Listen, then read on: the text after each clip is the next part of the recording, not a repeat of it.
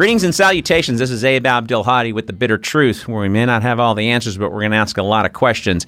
Those of you that want to be a bitter pill, you can go to patreon.com/The Bitter Truth, and you can be a bitter pill. We're actually just got our first shipment of stickers in. I'm excited about that. And then we're going to be introducing more tiers and T-shirts and mugs and all that kind of fun stuff. But for right now, I want to throw a little caveat out there. I know this isn't exactly a children's show, although some of you have emailed and requested that I come and do your children's parties. I don't do that. But in all seriousness, the topics tonight are going to be a little bit more sensitive than usual, kind of getting off the beaten path of social issues and politics and things like that, and actually kind of really getting into a social issue, but a super sensitive social issue. My guest tonight is Dr. Kate Balestrieri, host of Behind Closed Doors with Dr. Kate and Lauren.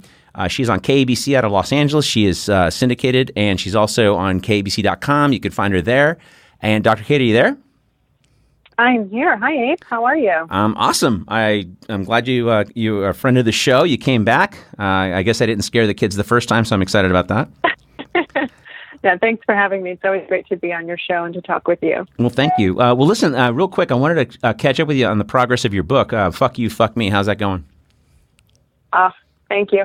I love saying that title. Fuck You, Fuck Me is coming along very well, steadily, and I'm hoping that it will be released mid-2019, but starting early in 2019, I'll start releasing little snippets of chapters as teasers so people can get a sense of what it's about. But really, this book is important, especially given the times right now, and its whole title is called Fuck You, Fuck Me, Sex, Money, and Anger in Relationships and Modern Society.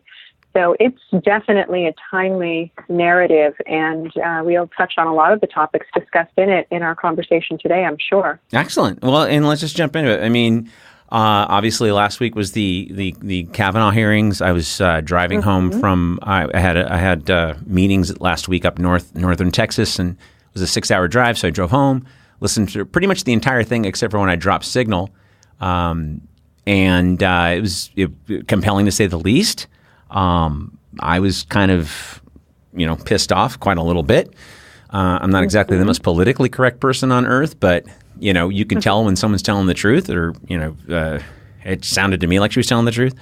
And then he comes out, and Brett Kavanaugh, and he kind of sounded like he did a whole ton of blow and came out, supposedly swinging, and he sounded like a spoiled and pampered, entitled little prick. And the funny thing about his testimony, in my mind, is I thought he completely screwed up any kind of confirmation sans the sexual charges, because now he's basically going to have to recuse himself from 75% of the Supreme Court docket, because he has just completely said that he is biased against half the Senate, 75% of any organization like the ACLU that would those that would come out and bring a case before the court. He cannot be objective or biased or unbiased.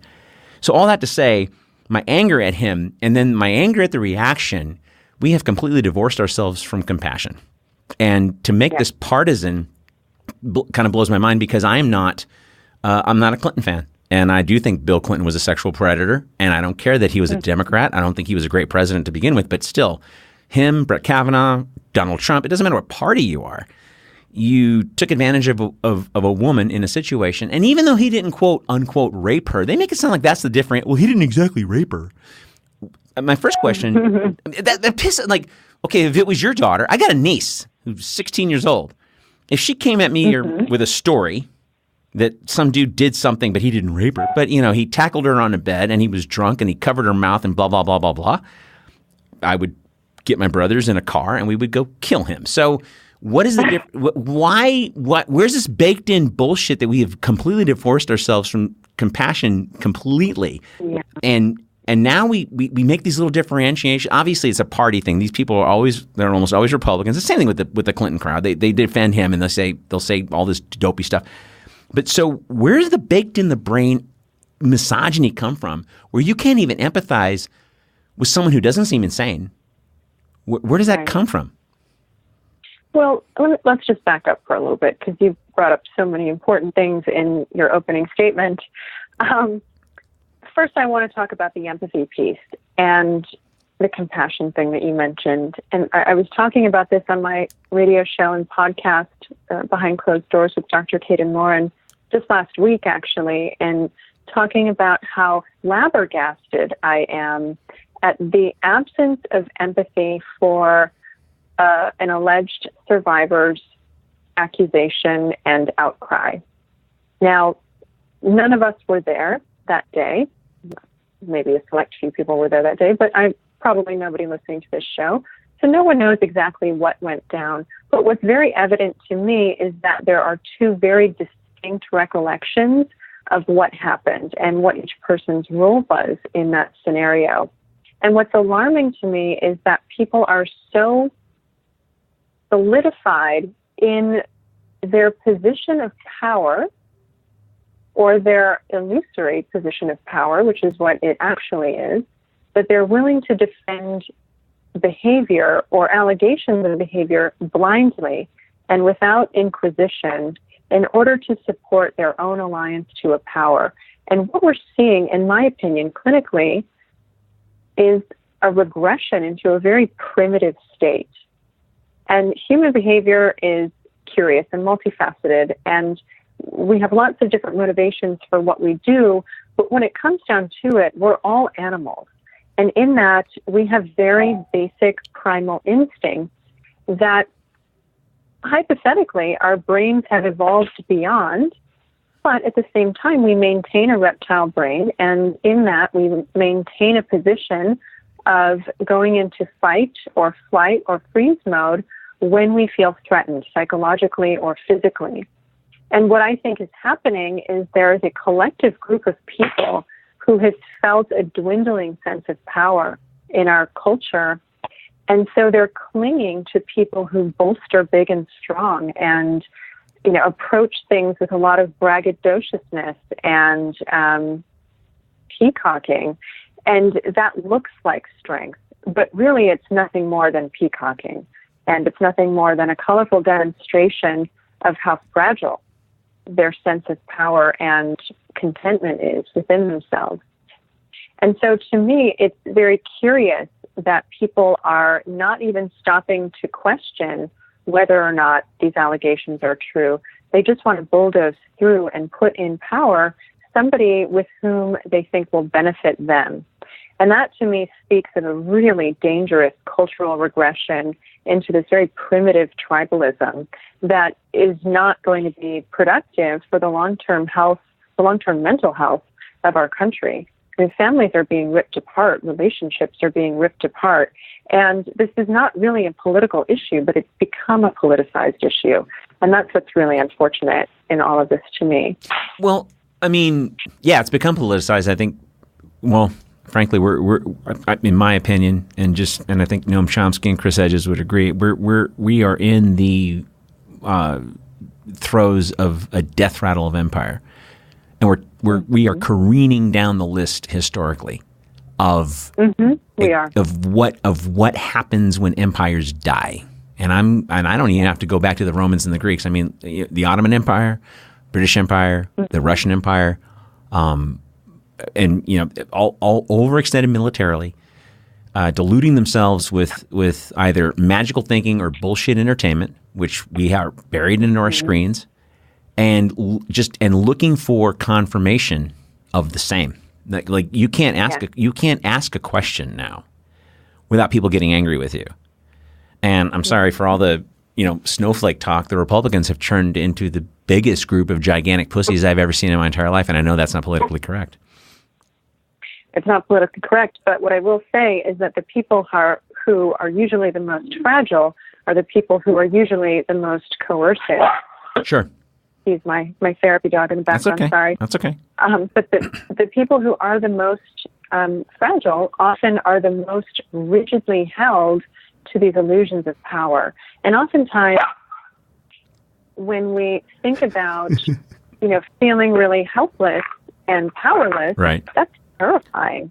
And when people are in that position, whether it's because they feel people are trying to take power away from them, or they just don't feel as important as they need to feel in order to stay secure, we're seeing a divide in our country of people who are just not asking questions about how our legislative process really is to be run. Sure. And I mean, there's just so many fascinating things that we can talk about in terms of how this case has unfolded in the public eye, but it's really go ahead. a funny mirror if you think about it. Well, it's right. But the biggest mistake the Democrats make, don't you think, is that we completely I'm not a Democrat. They completely dismissed the working class completely. These people that I see responding. I mean, if you still support Trump now, I think you're an idiot. But 2 years ago, when he was running to the left of Hillary, and these people felt disenfranchised and not heard. And nothing smarter than in the middle of a political revolution than to cheat the political revolutionary and replace them with somebody who's really competent. I'm real competent. I show up on time and I am competent. I can dot the I's and cross the T's. And I don't give a fuck for your problems. We're still going to ship your jobs overseas. I'm still going to dismiss the banks. Doo-dah, doo-dah, doo-dah. And they didn't feel like they were being heard. And inarticulate rage is a dangerous thing. Kind of what you're speaking to, right? Mm-hmm. Mm-hmm. Absolutely. When people feel invisible, they act out. Right. At the expense of their own daughters. I mean, these are parents. Like, they just make like zero empathy and coming up with reasons why this person would lie. You know, and you'll have these. Well, the thing is, go ahead. The thing is, like, about that, and so many people have been saying to me something very similar. Like, these people have daughters, they have sisters, they have mothers, they have wives. How are they not advocating for women? And I think that there are a couple of groups of men here that we need to address separately. There are men who are predators. Right. They are actively abusing and assaulting women, other men, children. You know, a lot of people think that only women are targeted, but that's not the case. Men are less likely to speak out about it than women are, and women aren't very likely to speak out about it either, to be completely candid. Mm-hmm. But you know, I think there's a significant amount of cognitive dissonance happening that people want to hold these men who hold positions of power in such reverence that they can't understand that they can be both competent, high-achieving, successful men and also do egregious things when no one's looking. A lot of people don't understand the way power and entitlement go hand in hand. Mm-hmm. And so it's really a dangerous blind spot for most people when they think, gosh, this person could never have been like that. I mean, think about John Wayne Gacy. Right. He was super charismatic and one of the community's cornerstone members, right. And yet he led this very secret life. And unfortunately, the pathology that we're seeing spotlighted is not dissimilar. Right? People can be very charming and competent and then very dangerous. Well, sure. So there's that group of men. But then I also think there are a group of men who really are not predators. They love their partners. They love their daughters. They want them to be safe. They want them to be secure in their lives and secure in their own bodies. And they want them to exercise choice and good judgment. And at the same time, they feel, I think, paralyzed to confront some of these other men. And I think that happens for a lot of reasons. One, they're buddies with these guys, and they don't think that they could be that way, right? Again, there's that dissonance. Mm-hmm. But also, I think for some men who do recognize, like, hey, that's kind of pushing the line, or I don't really like that this person's like that, they also would feel very ostracized, and they would lose their power if they spoke up. So I think that there are a lot of men who are in a very difficult position, and that's why they're remaining quiet right now. But I would encourage them to speak out and start challenging these men around them, because the cornerstone of toxic masculinity is that men who have toxic beliefs about masculinity and femininity are not going to listen to women when they say, hey, listen to us. Right. They're very dismissive. And so men have to be the people to stand up and say, hey, that's not appropriate. Well, even and that's regardless of political party. Well, absolutely. Well, I mean, like I said, Bill Clinton was a sexual predator. That's not Abe's Gazette. That's a goddamn fact. And I don't care what party you are. I mean, statistically, this is the thing. Like the culture that I won't say we've created, because it's been this way. It's only getting better now. For hundreds of years, it's been this way. And there's a statistic a couple of years back. You may know this already. Department of Justice had a stat. That 50% of sexual assault victims that come forward, it results in a job loss. So on top of that, with having to relive the whole thing again, It's like, all right, and then hopefully the cops will do something about it. Hopefully they'll convict. I mean, I remember about a year and a half ago, whenever when Harvey Weinstein was getting busted, and there was this one tape that came out. This French actress model person was assaulted by him a few days prior. She went to the NYPD, and they said, "Hey, would you be willing to wear a wire?" And she's like, "Yeah." I don't know if you heard this tape. Real creepy. And oh my God, if you YouTube it, it's the creepiest thing you've ever heard. You feel dirty listening to it. And he's like trying to get her into his room, and she's like, "No, I don't want to go." She has a French accent. I can't do a French girl, but and she's and he's like, "Come on, I'm an important guy in this hotel. You're gonna make me look bad." And she goes, "No." He goes, "No, just listen. Just watch me take a shower. Just watch me take a shower." She's like, "No, I don't want to. You already did something before." No, that wasn't anything. I mean, it's like 5 minutes of creepy as shit. And then the cops take it to the DA. The DA didn't not indict, didn't launch an investigation. And why? Was because Harvey Weinstein had paid $150,000 to the DA's campaign. Wow. 2 years prior. So, so this girl, and she's not some famous name, like all these famous chicks came out against Harvey Weinstein, right? But she's not some famous person. She's just somebody who thought she was going to do the right thing. And that's what she got for her trouble, right? Relive it again, go meet him again, wearing a wire, and nothing happened, right? And so, that's the thing is like, how can you not empathize with that kind of frustration? I mean, like, it boggles the mind when people get so partisan, and what you're talking about, the powerless. We've got the biggest disparity of wealth since the Gilded Age. That's a fact. We have 50% of working Americans making under $30,000 a year. That's called a failed system. We're not creating new. We're not creating new jobs. Not creating new industries. Like you said, these people are gravitating to anything that looks powerful. But then I guess my question to you is, how do you look at Kavanaugh's performance, for example? I mean, just basic psychology. I've had 2 psych classes in my life, and I'm like going, good. Yeah, he's lying, and he probably did blow in the bathroom. So where does this attraction come from? Because that's like half the country. Yeah. Well, so there's a couple of things, right? Like, first, let's just address the petulance. And it was such a petulant display of indignation and bias and entitlement that he was showing. My expectation of a judge, regardless of their political affiliation, is that they would show up with a neutral state of mind and say, okay, I understand there are these allegations against me. Let's open an investigation. I'm going to recuse myself, and please, do your due diligence. Let's take a pause. And everyone, because if I were in that position, and I think most rational people were in that position, without bias, they would say, I have nothing to hide. Let's do it. Right? And they would step back. He came in guns blazing, angry, full of rage and petulance, and complete refusal to participate in any kind of neutral or objective conversation. And the way that he was dismissive to people and talked over people just is not behavior becoming of a judge, first and foremost. One would think. But then when we right? One would think.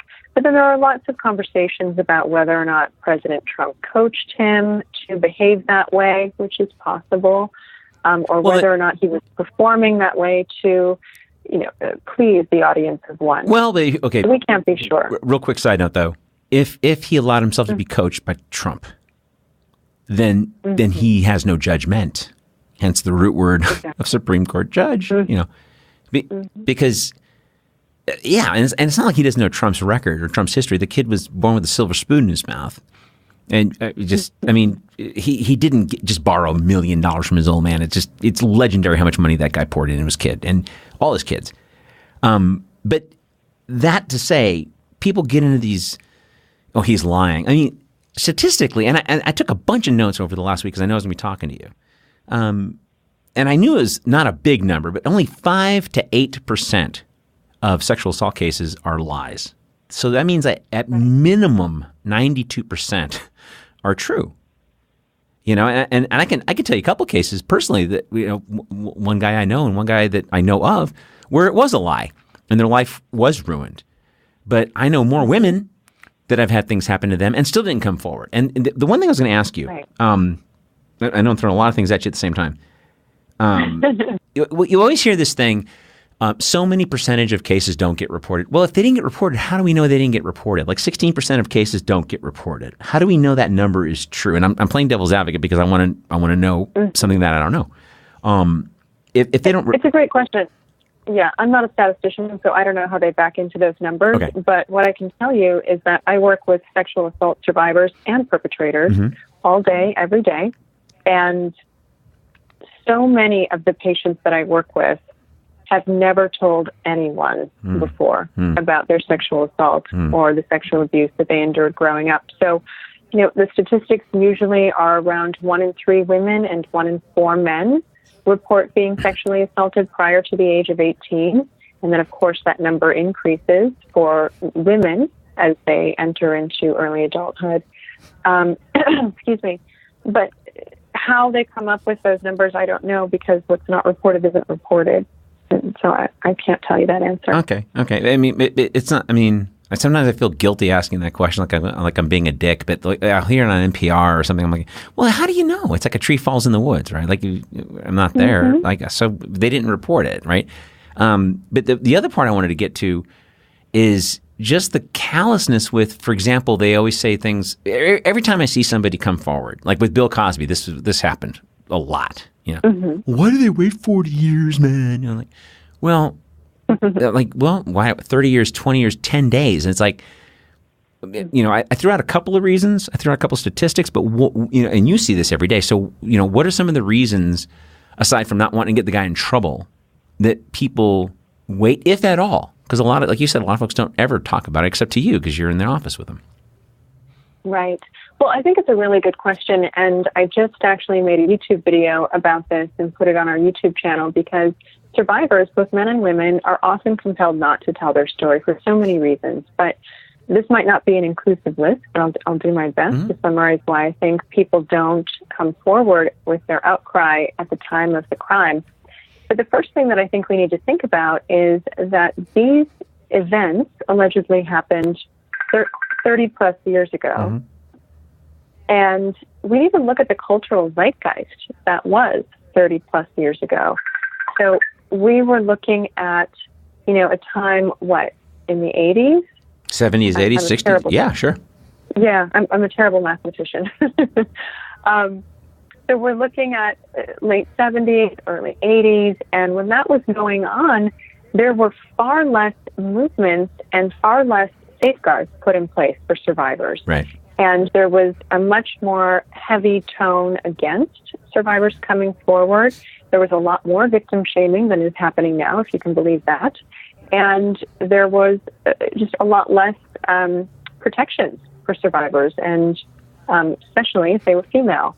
And so I think we need to really think about that and factor in to how much growth has happened in our society that people now are feeling like perhaps it could be a time to come forward. That doesn't mean they're not being lambasted and not being ostracized and retaliated against, which are some of the other fears that people have, especially women. Sure. So women often fear that they're going to be discredited and not believed, which we've seen played out in this political circus. And that is a really flummoxing situation, because if we have 1 in 3 women who have been sexually abused or sexually assaulted before the age of 18, then that means a giant chunk of the people right now who are defending Kavanaugh have also been sexually assaulted.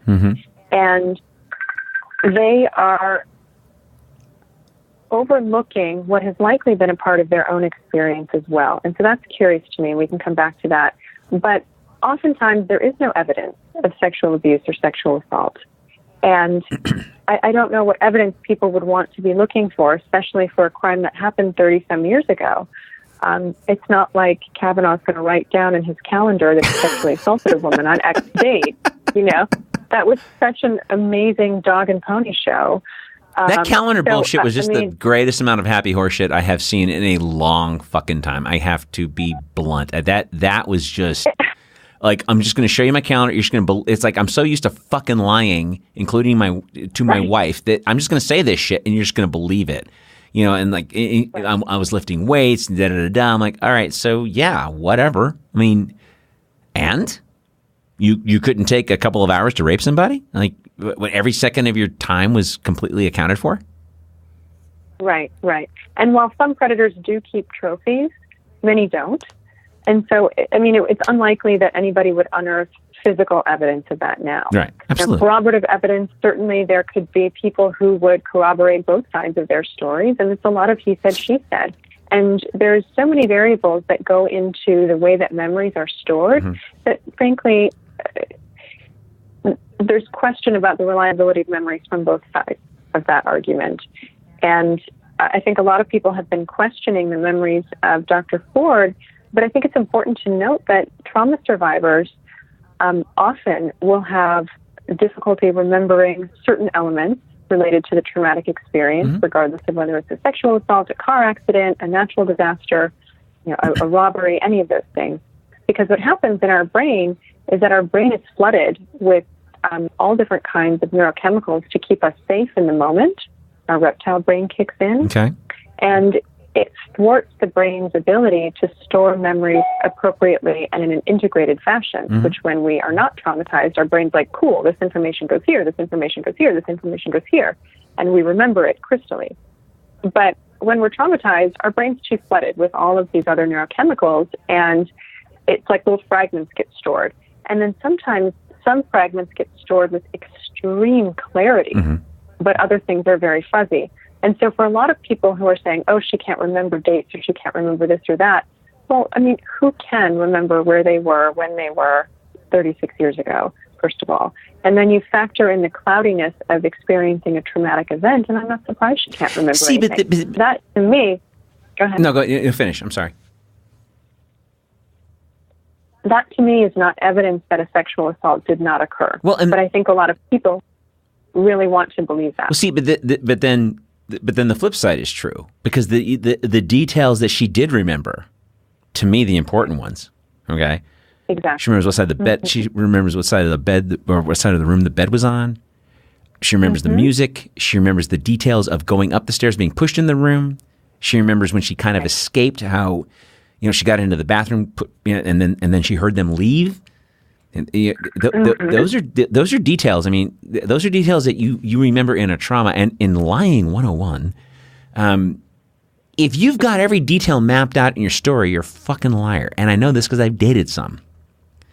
So it's like you're accounting for every goddamn second of that evening. Yeah. Well, and meanwhile, and that's the other part of it too, is like, a felony is a felony. These people keep going, well, it happened. Like, I guess I had some guy on my Facebook that I know pretty well, good guy. We agree most of the time. Not this time. And he goes, well, I guess we're going to go back 30 years for everything. I go, well, felony is a felony. Kind of funny about felonies. You murder somebody, yeah, it's been 40 years, How many? There's at least 10 serial killer cases in the last 50 years that the guy killed a bunch of people for about 3-4 years. Then he got it out of his system or whatever. And he's arrested like 40 years later. That happened. That's happened like, I think, 5 or 6 times in the last 10, 15 years. They finally caught the so-and-so killer. He killed 27 women between 1977 and 1983 and laid low, was done. He got on and he was the leader in the church, and he drove an ice cream truck and da-da-da-da. And then the FBI, even a stop clock tells time right twice a day. When they're allowed to do their thing, they can do it. And then they finally bust the guy. The BKG, I forgot his name, the initials bind, kill, something. BKT. Yeah, that guy. BTK. Yeah, that guy. He didn't kill anybody for over 20 years. He was done. He's like, that we know. Well, that we know of. But they connected him to like 30 people. So it's like, so who cares about time? And when people get on this time thing, I'm like, well, sexual assault is, you didn't rape her. Is that your definition? Because it sounded pretty terrifying to me when I listened to this woman's testimony. And, go ahead, I'm sorry. I mean, that's another thing, that people are so quick to dismiss, like, what exactly is a sexual assault? And I don't know if that speaks to an ignorance about what sexual assault is, or if people are trying to be dismissive of their own experiences. And so, If they minimize it for themselves, then they have to generalize and minimize it for other people. Oh, it's really not that bad. That thing that happened to me, at least I didn't get raped, right? And so I think that there's a lot of that kind of overextension happening in order to protect themselves from their own experiences, especially amongst the women who are defending Kavanaugh and claiming that Ford's allegations are untrue. Well, yeah, I suppose, but then like, excuse me, I'm reminded of last year when all the Spacey thing was happening and the Weinstein stuff was going on. Mm-hmm. You know the actor Terry Crews? Yeah. Okay. Are you familiar with what he did in the fall, which I thought was ballsy as shit because he's a big, huge ex-NFL linebacker before he became an actor. He was like in the NFL for like 6 years. He's this, beast of a dude, right? Like 2% body fat. He could probably dismantle me by just looking at me. And he came forward last fall because he sat on it for a year, which I thought was crazy. You know this story? Yeah, but please tell us. Yeah, no, some agent at William Morris Endeavor at a party in front of his wife, was like licking his lips and being all creepy and grabbed him by the balls. And, this is a big guy, and it was all he could do to not kick this guy's ass. And his wife's like, dude, you're a black man. They're going to put you under the jail. Just be cool. Doesn't matter how popular an actor you are. Look what they did to Wesley Snipes. Just chill out. And so he sat on that for like a year. And he pissed off for a year. And then when Weinstein got busted, he goes, hey, man, this power crap in Hollywood has got to go. And it's not just the women. People just do it because they think it's part of the business. And I mean, he was on like Nightline or whatever. Not Nightline. That show's off the air. I'm talking out of my ass now. But like, 2020 ABC News in the evening with David Muir. I mean, he was on all these programs. And there's one interview I remember with him with Michael Strahan. And, this is like man-to-man stuff. And he's sitting there, and I'm like, God damn how fucking ballsy that is. Mm-hmm. To admit that you felt violated. I mean, this guy's not a violated person. He's not someone you violate, right? And he was like, I'm driving home that night, it was all like my wife could do to keep me from driving back to kick his ass. And I'm just like, wow, what self-control. And then when he finally did file criminal charges against the guy, I remember seeing some clip of him walking out, crossing the street or something, and they go, "Hey, you gonna sue him too?" He goes, "I don't know. We'll see. Probably. We'll see. The right thing's got to be done. Right thing's got to be done." And then one of the points that he made on one of the interviews I saw when this was first going down, he said, "You can have $400 million. That doesn't mean you have $400 million of influence." And the point he makes the point he made in the interview to Strahan, actually, I think it was, he goes, look at Weinstein now. Guy's worth like $1 billion. Where's that got him? Look at Spacey now. He's got all this clout. He's got Oscars. Where is he now? But the interesting thing about that is that in Hollywood, and I'm in Beverly Hills right now, so I'm like in this world, and we see it and talk about it all the time. But in Hollywood, when someone's accused of this, they are blacklisted. They are out. Matt Lauer was fucking fired. Matt Lauer was fucking... Yeah. Charlie Rose was fired. Out. Gone. Kevin Spacey's character done on one of the arguably best shows that's out there right now. I mean, they just don't tolerate it. But in politics, it's like these people are brought up to the top and revered and defended with a level of protection and dissonance that to me is just mind-blowing. You know why? You want to know why it is? I think, again, I mentioned earlier the death rattle, and I was being a little dramatic, but it's true. Because we've confused those who work for us for celebrity. Yeah. Okay. We have a celebrity in office, so it's easy to get confused. What do we celebrate as a culture? We need to start asking better questions, don't you think? Because the root word of celebrity is celebrate. We're celebrating that troll. We're celebrating that fucker. I mean, really? We're celebrating... you get on American Idol. I'm old school. I played in 3 different bands in LA, and I mean, I come from the you work your way. This Insta fame thing. You get on a goddamn game show, and then you get a record deal. Great, you got a good voice, but go slug it out in clubs for 3 years. Get a deal. Write some goddamn songs, and quit trying to make a career on the fact that you can do "We Are the Champions" better than anybody. Go write a song. Go create art. We've killed the written word. We've truncated the English language. And then we wonder why we have like, quote, stupid people, unquote. And now I'm turning into my dad because I remember when I was a kid. Seriously, I remember when I was a kid, like 9 years old, Nixon was getting busted. And all my friends' dads, my dad, goddamn criminal, blah, blah, blah, blah, the world's going to hell. And now I'm saying the same shit. I'm like, God, I'm turning my father. There's no music today. God damn it. When I was a kid, a guy came out and he shot heroin and killed a chicken, and that was show business. Oh, no. Is that a fatherly thing? And my dad always says, God damn it, too. Oh, my dad says it in 2 languages. He says it in Arabic and English.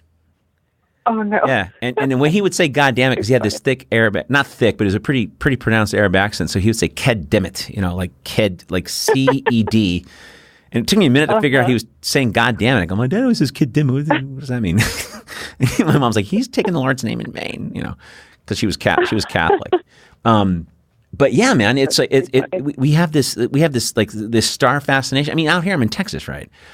And Beto O'Rourke's running against Ted Cruz, and everybody's salivating over Beto O'Rourke. And I've already interviewed this woman twice on my show. She ran against Beto O'Rourke in the primaries. Quick side note, and she got 250,000 votes to his 675,000 votes as an El Paso, soccer mom raising 4 boys, 32 years old, not a lick of political anything, no silver spoon, no nothing, just $4,000. She got 250,000 votes to almost half of his votes. Wow. Excuse me. Wow. And so, like, when you look at Beto O'Rourke's voting record, for example, and his real name is Robert, he's got not an ounce of Mexican in him, but his record is the same as Ted Cruz's, except for like women's stuff. But he votes against healthcare. He votes for the defense. He votes against education. But I mean, he's the same guy, but he's a better looking guy. He played bass in a punk band. He seems like a sweeter person. Cruz comes off like a Christian jihadist with a melted wax face, and he kind of is. But people, that's how you really feel, eh? Yeah. But people come off on these identity politics, and what we've done is we've taken identity politics and multiculturalism and made that the end goal without any social or economic justice. So some of these folks that you're talking about that feel disenfranchised, that are latching onto this power. I mean, don't you think that's sort of a result of the last 40, 50 years of a neoliberal failure that has let literally half the country down? I mean, possibly. I'm not as politically savvy as you are in terms of understanding all of those definitions, but clinically, what I think is happening is that people are aligning with things that feel familiar to them, and they don't even recognize that. So a lot of people are aligning with the very authoritarian position of the Republican Party because that gives them a sense of security. Rigidity feels secure, especially if they grew up in homes that were run with an iron fist. And oftentimes we see a lot of similarities and rigid parenting, authoritarian parenting, and an idea that you don't question authority. You blindly believe and are deferential. And so I think that carries into a lot of people's over-alignment with things that they don't fully understand, especially when we look at how people are voting against their own best interests. Right. And we're seeing a lot of that, too, in this divide. It's pretty flummoxing. But again, I think it's a combination of people not really understanding the way the political structure operates and the way that power is shifted and negotiated in these very nuanced ways. And then they just go with what gives them a sense of power in the moment and a sense of comfort, even if it's not in their best interest, because they feel like that's going to give them some promise. The thing that kind of blows my mind is, what you just said about that is, the voting against their own interests. It's just that, like nobody seems to have any empathy. I stopped punching people in my 20s. Again, it wasn't like I did it all the time, but every now and again I would, one time there was a skinhead guy who came to our band practice and that didn't end well. But, around my 30s and 40s, I would be around men who I could tell have never been in a fist fight. Yeah. As a kid. Like, you just tell. They had this, entitled little prickishness, and I'm like, interesting. Because if you've been in a fight or you've been hit, you know how far you could push a man, for example, right? You just don't do it because you have a degree of empathy for that guy's maleness or whatever you want to call it. You don't want to push that thing. So I don't get where people can look at a woman who, by the way, at great expense, death threats, having to move, hiring her security detail. I'm talking about Christine Ford now.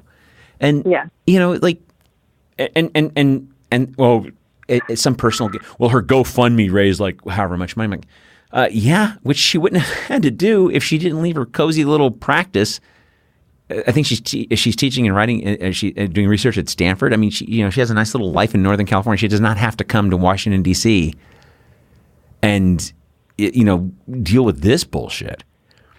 So it just boggles the mind. And to defend someone, that 81% of evangelicals, and I came out of the church, so I stopped going 30 years ago. I got early release for time served.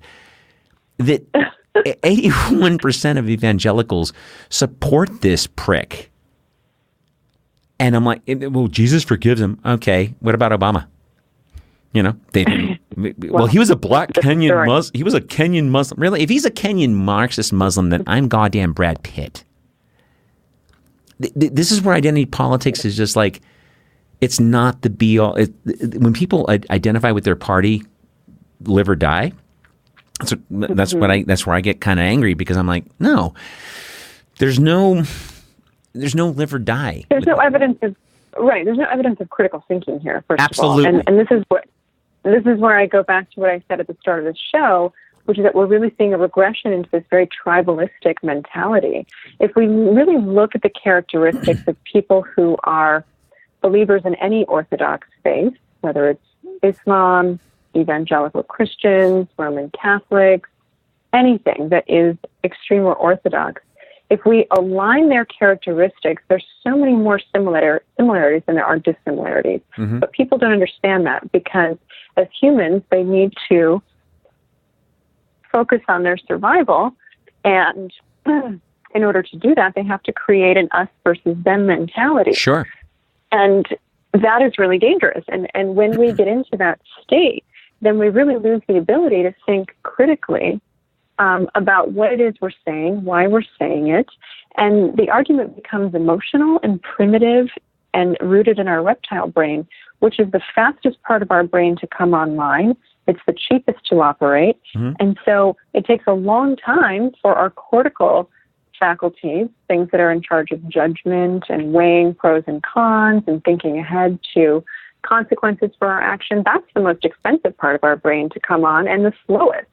So people are reacting and they're behaving, and when they have other deficits in terms of impulse control, we see a lot of this over-identification with this early development part of their brain. Mm-hmm. And it's scary because it's loud and it incites other people, and we get into situations of groupthink and mob mentality where evidence of critical thinking is reduced even further, and people start to share the cognitive capacities of those around them, because the relational currency is far more valuable than standing out.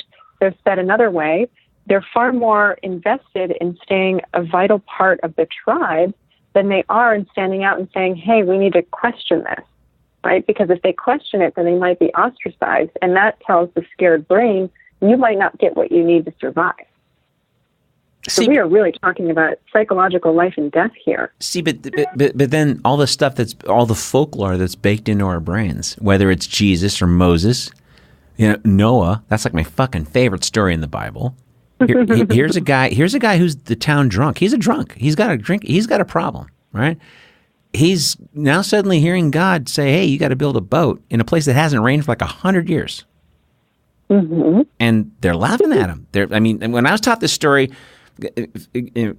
no, every pun intended. God bless the pastor I went to church when I was a kid, because this guy was smart. I mean, and I went to the geeky church. I went to the church with highlighters and stuff. Like, we didn't speak in tongues and kill goats. We just what's the Hebrew etymology of the word? Whatever. But so the way he explained the story, and when you're 15, you relate to this. It's almost like an after school special. The part of the story that he went to was, and everyone made fun of him, and then they wouldn't get on the boat. Even the ones that thought he might be right wouldn't get on the boat because they were afraid to be made fun of. And then as I got older, I was going, really? Like, how long is that going to last? A couple of weeks? I mean, and at one point you can just turn that right back around. Don't you have a fucking life? That was 2 weeks ago. Seriously, and that's how my brain works. But every story, like what you're saying, you're right, life and death. But every story that's baked into the folklore, Muhammad, that story, the origins of Islam, Buddha, what we've seen with the various Dalai Lamas over the last 100 years. I mean, every movie we see is about the outsider, who ends up being heralded at the end because he stood fast, right? So where does that go out the window with these people? It's a great question. I can't pinpoint when exactly that shifted, but there does seem to be... Or when does it? Because we're in the present right now. It's not an issue of shifting in a culture. I mean, when does that go out the window now? You see a woman testify. Wouldn't you want to stand up on her behalf and go, hey, let's at least investigate it, right? Not saying she's right. Right. I mean, that's the thing that's so confusing to me as well. I mean, that's where, again, critical thinking goes out the window. And I think people's motivations for saying, no, she's lying, or we don't need to investigate, are varied, and they're multiple, and they're different depending on what role they play in this narrative. But I forgot where I was going with this train of thought. The fact that there is no investigation is really curious, and I think it's so dangerous when either side of this conversation says, well, just withdraw the nomination. Well, why do we need to withdraw it? Let's slow down and ask questions and have a conversation around it. And the same is true for the other side. No, push it through. Don't think about it. No investigation necessary. That's dangerous. And I think that people are just so excited about the prospect of winning and being in the position of power and being right that they're not taking the time to slow down and really get curious, because it's difficult to sit in ambiguity. Ambiguity is very scary for people. And it's scary for people who are afraid that their power might be taken from them. It's scary for people who have suffered trauma, because you don't know what might happen next, and that can activate a lot of hypervigilance symptoms for trauma survivors, which exist on both sides of this political debate. See, well, let's just take it out of the politics for a hot second. Let's just take it out. Let's just get back to the original kind of thesis of this hour. See, that's a good word. Thesis. The thesis of this hour was. But I mean, people have daughters, man. They got sisters, they got wives. I mean, and I'm 55. I just turned 55 a few weeks back. I got more. I can't even count on my hands the amount of friends, platonic girlfriends, that have confided in me about stuff like this.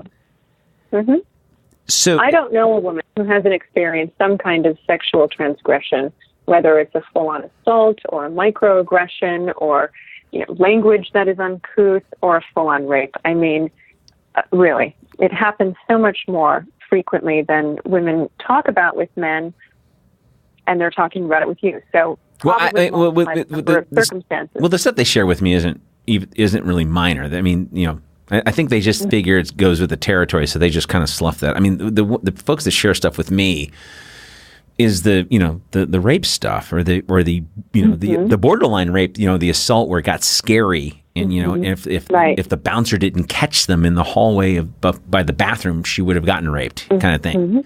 Right. And the statistics are like 2/3 of the assailants are known to the victim, right?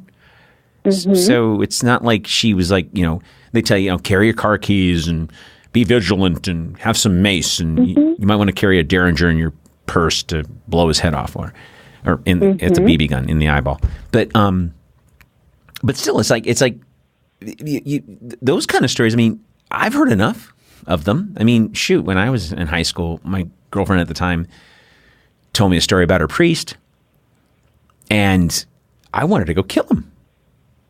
And it happened 5 years prior. And nothing past some groping, but I was 16 and hyper idealistic. I'm close to my mom. Me and my brothers are all close to my mom, so maybe that has something to do with it. I don't know. But where do you just not hear a woman saying this is what happened, and empathizing with the risk, and like I said, the income and the expense and the cost. I mean, it's maddening. I was having this conversation with someone the other day who was accused of sexual harassment at his work, several years ago and lost his job over it. And I couldn't understand why somebody who I knew to be so compassionate and so against sexual assault happening, he was championing Cosby's sentencing, and really, he's an eager defender of women more often than not. But when it came to this issue, he was so vehemently opposed to the idea that Dr. Ford's allegations could be true, because he got so triggered in his own experience of having been falsely accused that he just saw blindly that's what was happening. This is somebody who also identifies as a Republican and somebody who grew up in a very similar neighborhood to Kavanaugh and has a lot of the same family values that Kavanaugh was raised with. So, as I said earlier, there's a familiarity that breeds this contempt for that which is the perceived enemy. Mm-hmm. And I think people are so blindly triggered by all of their own unconscious, sometimes conscious, experiences that they don't even know what they're saying yes to. And they have to create a circumstance in their mind where this other person must be the vile, vicious cause for their pain. And that's again, a dangerous position to be in, because we lose sight of critical thinking. We lose sight of our ability to be objective and to ask questions. And that, I think, is the real loss for Americans right now, regardless of what side of the political spectrum they're on, is that we are not asking questions. We're not being empathic. We're not saying, wow, tell me what happened. Oh my God, you were falsely accused of something? That's horrible. That person should be prosecuted. Oh my gosh, wow, this thing happened and it was 36 years ago. Tell me more. That's horrible. Right. We should investigate that. Right. When did we lose our capacity to be empathic and to just remember basic human decency and principles? It's really scary. Well, it's a scary time, and and honestly, the more we get divorced from compassion, the more. A friend of mine told me this about 20 odd years ago. As soon as ideology trumps people, you're a fascist. Yes. By definition, you're a fascist. I just had Miko Paulette on my show a few days ago. He's going to be coming. We're going to release the show in another week or two, and he's a pro-Palestinian Israeli who's written a couple of books. And his whole thing is you can't by definition say that you are the Jewish state and call yourself a democracy. Mm-hmm. You're not including the other population, and this isn't to be anti-Semitic, quote unquote. This is just simply, by definition, you are not a democracy. By definition, you have an unlimited ID. You can do whatever you want, and the Palestinians do not. They have different tiers of IDs. Their water and electricity are handled differently. And if you're in the Gaza Strip, which is an open-air prison, or you're in what's left of the West Bank, which has been wholly decimated by settlements, he gets into all of this stuff, really intense shit. And, I got people that, get really just, dig in their heels. But you can't be against oppression here and not against oppression there. Right. That's my point. And people, they're so self-serving in that regard because it benefits them, or they think it benefits them. Sure. And that's when they stop remembering that we're all human beings, right, and we have so much more in common than we don't. Right. And it's really alarming that we're losing sight of that at such an alarming pace. Okay, I'm not going to ask your age because you never ask a woman her age, but well, that's a very sexist statement. Well, I was taught that, so I don't know what the fuck it means. It's like it's like if you look amazing, God bless you. If you're 90, years old, by the way, you're like a hot 90-year-old. I mean, it's ridiculous. Abe, ask me how old I am. How old are you? I'm 37 years old. 37 years old. Okay. That's right. You're going with all that. You're a baby. Oh my God. But you're really super smart. Okay, but here's the thing. So once you hit 30, I think you start to pay attention to things. And so, when you say we're losing, I don't know if we've ever been that compassionate. You go back to World War I and the things that we did in World War I to the American people. I mean, not just the war itself, but like what we did to quell any sort of dissent. I mean, it's just like it's like straight out of a Bible story every fucking time. What we did with the House Un-American Activities Committee, that was in the 50s, and Joe McCarthy and all this stuff, and I don't know if it's an issue of we're getting. I think we've developed the technology to help us do it better. About 2 weeks ago, I was driving home from a group. I was out in Laredo, which, trust me, it wasn't a vacation. And before I left town, because side note, Austin is adoring. They're into Tex-Mex, which is not Mexican food. I know like 4 good Mexican food places, but it's not like what I grew up on in California. But you go down to Laredo and it's real Mexican food. So before I left town, I stopped off at a place called Taqueria Palenque. If you guys are in Texas, you want to go there. And, I go in there and there's this guy. I don't know if he's homeless or not, but he didn't look like he was like really well or fine and things, whatever. And I could have just completely misreading this guy, but he had his earphones in his ears, and he was just watching this. He had a MacBook open, and he was just, and he had been there for a while. Like he's got a backpack there or whatever. So I'm just guessing he's kind of a little down on his luck. But man, you put him in that world, put him in front of that screen, and everything's okay. Right? He can find whatever he wants to make him feel better, to justify whatever point of view. He doesn't have to ask a question because he can go to IamRight. He can go to IamRight.com. And find his thing. Fuck empathy. Yeah. Fuck those guys. Fuck those kids. I mean, I remember when the kids were getting put in cages, and I remember when Obama was doing it. I didn't like it, but everyone's like, "Oh, well, they broke the law." Maybe the law is wrong. Oh, by the way, Mr. Christian, 81% of evangelicals voted for Trump. When Jesus saved the ass on the Sabbath, and the Pharisees tried to bust him for it, what did he say? Compassion over the law. Dude, right? So, but that's the kind of thing that it just completely lost on people, and maybe we're being a dead horse at this point. But I just like the thing with Christine Ford that just really hit me when I listened to her. I got in the car on Thursday around 10, so I missed the first half hour or so of her testimony, and I'm listening to her and I'm going, "Oh my God, she sounds like a sweetheart. She sounds like a real person. She's a mother. She's married." She sounds like a real person. She is a real person. Yeah, I mean... and it takes incredible moxie to go in front of the entire world and make allegations of this nature to someone who is in a position of power. Right. I mean, there is so much risk for her that she would have to be wildly deranged in order to do this if it were not true. Exactly. And to that point, she would likely have a very extensive history of psych ward visits, police interaction, and a complete collection of other people in her life who would say, "Hang on, guys, let's question this credibility. Here's what she said or did to me years and years ago." Right. None of that is out. Right. None of that is happening. Right. So there's an absence of evidence that she's lying, and there's an absence of evidence that an assault happened years and years ago. And so I think what you started this conversation with is really key to focus on. Let's talk about compassion. Let's talk about asking questions, and let's talk about putting our defenses down and really think about what kind of people do we want representing us in the highest court or in the highest positions of power in companies or in other organizations, because people who crave power oftentimes struggle with empathy because they themselves feel so insecure in their own power. And part of how they find power and create it is to put others down.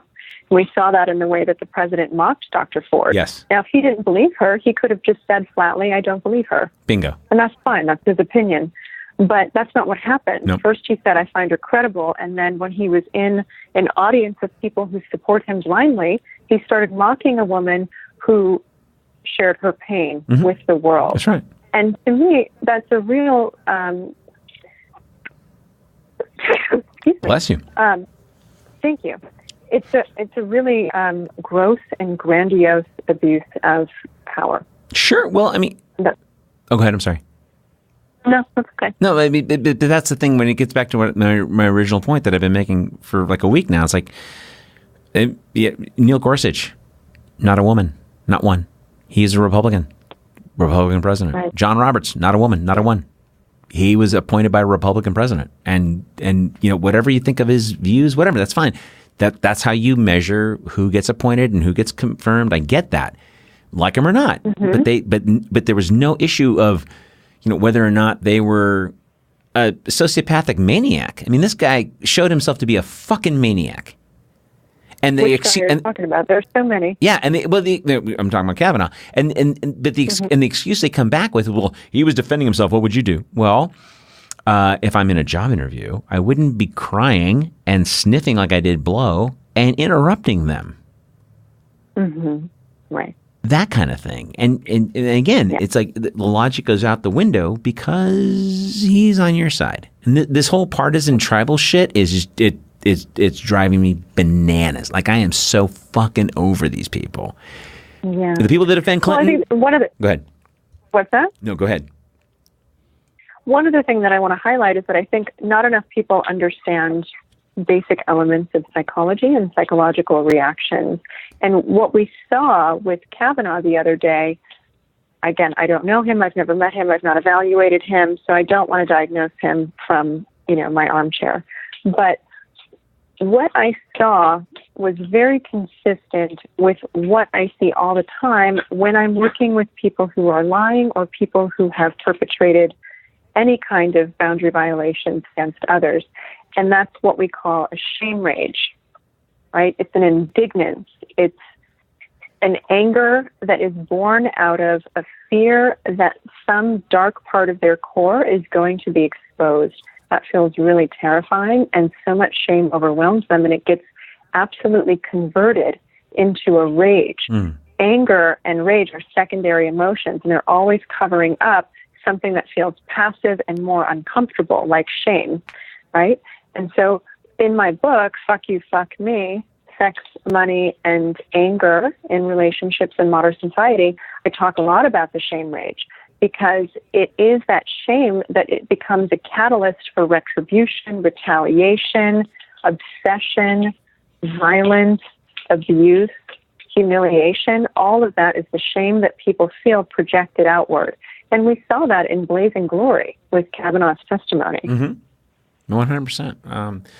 Wow. And on that note, I'm going to let those words ring in the ears of the listener. That's what we're going to do. Okay. Dr. Kate, thank you so much for coming on. I appreciate appreciate your thoughts. You're just such an insightful person in this profession. Usually you hear a lot of squawking. But you really thought. I appreciate that. No, you really thought about your craft, and I'm genuinely grateful for you coming on the show, folks. Again, this is the Bitter Truth, and if you want to be a bitter pill, you can go to patreon.com/thebittertruth. And if this stuff is making you uncomfortable, it's supposed to. So sleep tight.